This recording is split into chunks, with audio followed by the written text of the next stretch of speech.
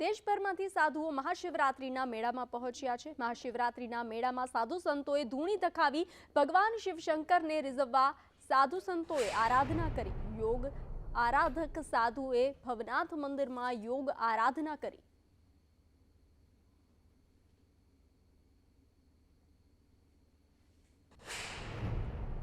महाशिवरात्रि में मेड़ा में आवता साधु संतो योग जे विद्या है तेनाथी पारंगत होय छे। आपणी साथे योग अभ्यास करता था। खास करीने बापू आप क्या जे अभ्यास कर रहे हैं, कब से कर रहे हैं और जो आपने किया वो क्या है? मैं जब पांचवी कक्षा में था तब से मैं जो योगासन का मेरे को बहुत दिलचस्पी है कि ये तो योगासन जो है, हमने पूछा जब कुंभ मेले के अंदर एक सवाल पूछा थे मीडिया वाले ने कि योगासन आया कहाँ से, कौन सा ऐसा देव है कि जिसने योगासन दिया आपको, आप कहाँ से लाए?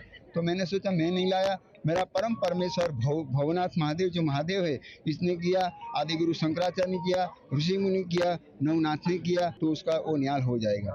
अब आपने कई जगह पर ये आसन किया है, तो गिरनार पर्वत के ऊपर भी किया है, कहाँ कहाँ पे ये किया है आपने आसन? मैंने ये आसन करीब कोई कुंभ मेला बाकी नहीं मेरा।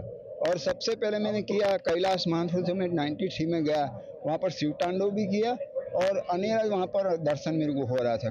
तो ये आसन करने में कोई दिक्कत होती है, कोई मुश्किल होती है? ये आसन करने में दिक्कत तो नहीं है, मगर उसमें जो करने का जो अधिक समय बहुत लगता है, क्योंकि इसमें क्या है कि अपना ध्यान, भजन, पूजा, एकाग्रता के लिए बहुत अच्छा है। मैं तो सबको बोलता हूँ सब करें।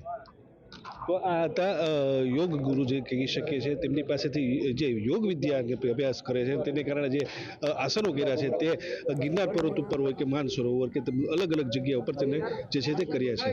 કેતનુ સંદેશ ન્યૂઝ જૂનાગઢ।